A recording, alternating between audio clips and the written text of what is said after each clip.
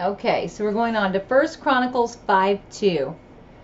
For Judah prevailed above his brethren, and of him came the chief ruler. But the birthright was Joseph's, so Manasseh and Ephraim. In Galatians 3:7, know ye therefore that which are of faith, the same are the children of Abraham. Know ye therefore that they which are of faith, the same are the children of Abraham. Birthright includes only that which comes by right of birth, not salvation. That comes by grace and is a gift, but requires faith in Jesus. This birthright blessing is the one that Jacob steals while Isaac is on his deathbed. By rights and order of birth, it does belong to Esau. God give thee dew of heaven and the fatness of the earth and the plenty of corn and wine, increase in possessions. Let people serve thee and nations bow down to thee. Be Lord over thy brethren, and let thy mother's sons bow down to thee. Cursed be every one that curseth thee, and blessed be he that blesseth thee. Okay, these are the materialistic promises not having to do with salvation or scepter. This describes national prosperity. Nations shall bow down to thee. Okay, so this is this blessing that God foretold when Rebekah was even pregnant with Jacob and Esau. She said God told her the older would serve the younger. So it wasn't even needed that Jacob would take this birthright because it was already going to happen, but he did. He took it. So they are materialistic promises. So it's very important to understand what was taken from Esau, because as the firstborn descendant of Isaac, he was going to have those birthright promises that come down through the Abrahamic line. Although early on the father tells the mother, tells Rebekah, you have two nations warring in your womb, and the older shall serve the younger. So that's exactly what happened. So Esau, who was the firstborn but gets tricked, he sells his birthright. Really, he sold part of it. He sold the birthright. He didn't get tricked out of the birthright. He sold it for a bowl of stew. He comes in one day really from out hunting, and he says he's famished and he's just going to faint dead away. So his brother, who's wiser, Jacob, says to him, well, sell me your birthright for a bowl of stew. So Esau, not having any value in it, says, well, what good is it to me if I lay here hungry? He wasn't starving. Their family was they had a lot of resources, but he was too lazy to cook his own. So he says, well, okay, then I'll sell it to you. So it wasn't done through trickery on the birthright. Okay? On the blessings is where Jacob tricked. So Esau was very bitter about being supplanted, and he pled with Isaac for a blessing as well. So on his deathbed, when Isaac's dying, Jacob goes in there. This is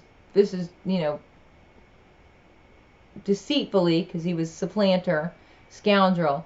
When his dad lay dying, his mother helped him put skins all over himself and pretend to be Esau. Esau was a very hairy man. Remember, we read about it. He was born hairy, covered in, he was an Edomite. So to trick his father to bless him. So you get the birthright blessings in the Israelite culture when you're born, when you're the firstborn. But the father would give blessings over the children. And so Jacob gets the blessing. He gets the blessing, and this is the one that he gets. This is what Jacob gets. Human. God give thee dew of heaven and the flatness of the earth and plenty of corn and wine. That's increase in possessions. Let people serve thee and nations bow down to thee. Be Lord over thy brethren, and let thy mother's sons bow down to thee. Cursed be everyone that curseth thee, and blessed be he that blesseth thee. So this is a blessing that would have went to Esau as the firstborn, but Jacob tricked him out of it. Okay? And if you remember, he sold his birthright. So he's from the get-go was not going to get either thing. So it can look like maybe somebody got a shady deal, but God foretold this happening, because these are not human. These are Edomites. Okay? Esau was very bitter about being supplanted, and he pled with Isaac for a blessing as well. So he went to his father after he finds out his brother's got the blessing, and he says, I want to bless me too. And the father's like, there's nothing I can do about it. I already gave away the blessing. I gave your brother everything. So he says, well, but you got to bless me. So this is the prophecy that Isaac gives, and that he speaks over his son Esau. And it'll help give you some enlightenment to how they felt even about Esau. Sounds like a curse. This is what he says to Esau. Behold, away from the flatness of the earth shall your dwelling be, and away from the dew of heaven on high. You'll be far from rich soil here on earth, and you shall live far from the dew of heaven on high. When Esau begged for a blessing from Isaac, he was told, I have already made your brother master over you, and I have made all his relatives his slaves. I have given him grain and wine. There is nothing I can do for you. This is why the blessing is not one. So it's not a blessing that he gives to Esau. He is told, no dew from heaven, no fertile fields. You will live by the sword, and you will be your brother's slave.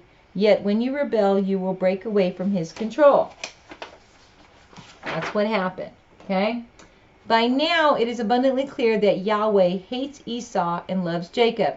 And the entire book of Obadiah tells what the Almighty will do to Edom, who are the descendants of Esau. You see from the scriptures that Esau's descendants have continually lusted for the land and birthright promises and blessings.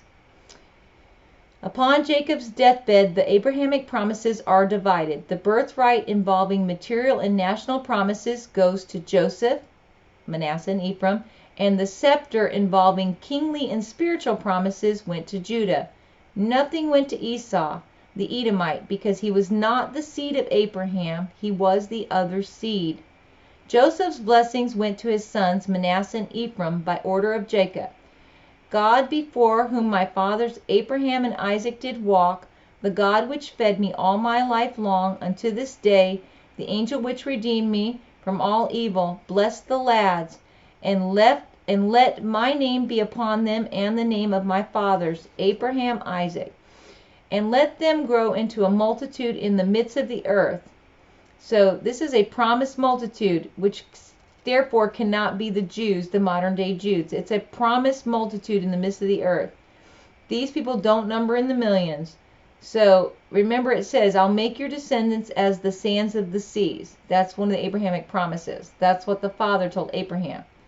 The Jews that you see today are not as numerous as the sands of the sea. Okay, that's how you know right off that there's a lie in place. Ephraim and Manasseh, however, are a great multitude. Both lads were blessed, and Jacob said, let my name be upon them.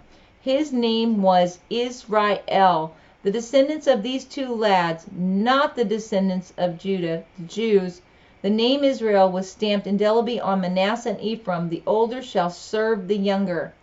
So when Jacob became Israel, and when Joseph comes to visit his father on his deathbed, he has his sons Manasseh and Ephraim with him that he had when he was married to Septa in Egypt, while he was in Egypt, because remember, he lived there, he was taken in prisoner, and then he was a viceroy. He married an Egyptian woman, and he had sons. Those sons Jacob puts on his knee, Jacob Israel, and names them Israel. So they're given a portion with their father. That's what you need to remember and understand.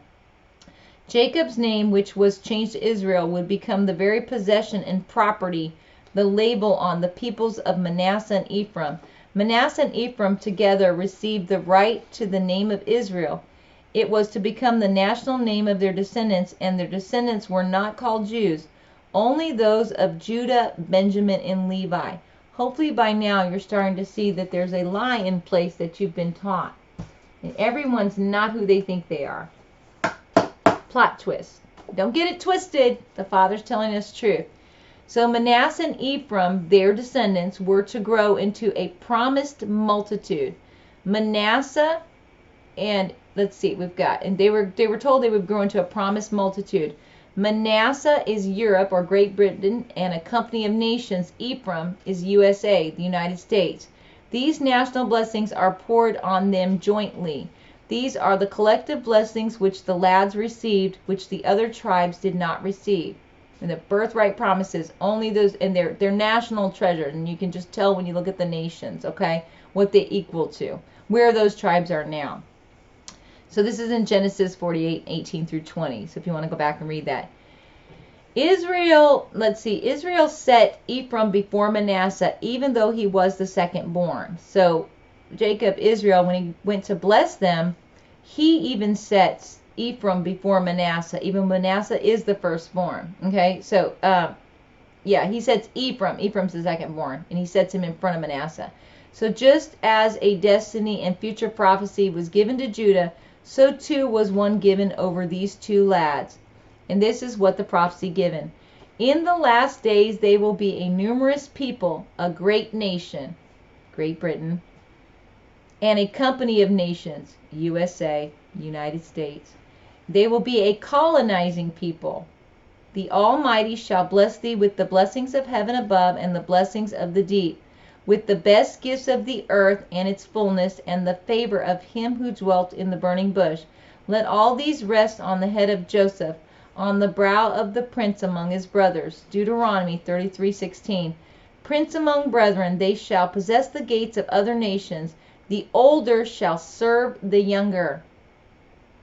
England colonized all over. She is Manasseh, and the younger brother is USA.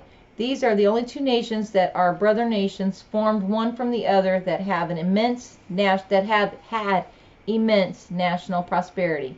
Of note, both Manasseh and Ephraim were not Hebrew. They were descended from an Egyptian wife of Joseph's named Asenath. This is what facilitated Jacob Israel, giving them his name. That is how they became tribes in their own right. You can see from the scriptures that there are two distinct types of seed on the earth. One chosen, human, and one not, serpent. You see, it cannot be just Jews or the black Hebrew Israelites or any other group. Genesis 12:2, and in thee shall all the families of the earth be blessed. And I will make thy seed as the dust of the earth, so that if a man can number the dust of the earth, then shall thy seed be numbered. Genesis 13:16. The deception over Yah's people has been vast and calculated. The seed of Esau, demonic Nephilim seed, children of disobedience, were given no blessing and are in fact accursed for leaving their first estate, deceiving mankind, corrupting the animal and human DNA by procreating with human women. This was and continues to anger Yahweh. This did and continues to anger Yahweh. And as he said in Obadiah, he will crush the Edomites. They haven't gotten away with anything. The bloodline's mixed. Now, this part of the word I'm going to read, but you will also see this part in the video series, reference the history of you. We have studied the fallen angels and their descendants commingled with both the flesh of humanity, and they are still among us today here on earth. The scriptures warn us of all that we have learned so far, and through the series, the history of you, and it is best summed up in Ephesians 6:12. For we wrestle not against flesh and blood, but against principalities, against powers, against the rulers of darkness of this world, against spiritual wickedness in high places. This scripture is referencing the fallen spirits that run this world, the leaders, those who make war against humanity in the name of peace. They lie. They have always lied. They are hidden in high places and work their evil against you, just as the scriptures say. Noah was perfect in his generations means he had no Nephilim DNA. It does not mean he was without sin. It does not mean that at all. Let's see. So we have the sovereignty of Yahweh and the sovereignty of God. These are his words. He's the one that is teaching us that there is another seed operating here. Okay. Have you ever asked yourself why there has been such an increase in ancestry and ancestry DNA collection for search purposes? Have you ever wondered why so many people would be willing to give up their DNA to an unknown source just to find out where they descended from, when the Bible gives this information freely? It is because the people, humanity, are the tribes of Israel, and the powers that be wish to identify you by your blood. This is a worship of science and medicine, a demigod, and many people do not even realize they are worshiping science and trying to access information about their own selves, even though the scriptures have specifically instructed us not to trust this system. They want to identify you by your blood, and many people welcome the opportunity. We remember that the Father has taught us there are 4 blood types, A, B, and O. Your blood type is determined by your parentage. This goes on to explain the rhesus factor. In that video series, there's a video series called The Blood, and I welcome you to listen to that and read that, okay? Let's see. All right. And it will explain about the use of pharmakia by the children of disobedient. The children of disobedience have used pharmakia over the human population for millennia. Its Greek name is sorcery, and it is of the evil one. Since the dawn of the age, the children of disobedience have desired to corrupt the seed of man. It began in the Garden of Eden and has continued to this very day. The Father's word teaches that the sons of God, fallen angels, came in unto the daughters of men and lie with them. Their offspring are spoken of in the word. Then he goes on to say, this is the Father, have you studied my word? They have continued their corruption by using pharmakia to corrupt the genetic code of mankind through their DNA, through mutation and the use of sorcery and pharmacy to inject this corruption into the bodies of willing participants. Many of my children have not paid heed to many watchmen, prophets, and even reasonable warnings of caution. They have found them own selves to be wise and to be their own authority over my creation. You are like babies, tossed back and forth by the waves, blown here and there by every wind of teaching, and influenced when people trick you with lies so clever they sound like the truth. Have I not said to not lean on your own understanding? Your arguments against my word have reached my ears. You shun the good reproach of your brethren, and are like the rich man in Hades, who asked Father Abraham to send a warning to his relatives, lest they should descend to torment as well.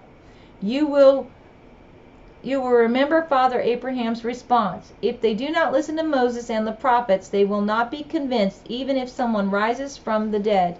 My watchmen warn, my prophets sound the alarm, and you have not heeded. You say that my son's blood will cover your error in corrupting your genetic makeup. You have been told not to trust the powers of this realm. You have allowed yourself to be tricked with lies so clever they sound like the truth. I knit you in your mother's womb and breathe life into you. To knit means to cause to unite. My word tells you thus, he is before all things, and in him all things hold together. The cross-shaped protein located in human blood is called laminin.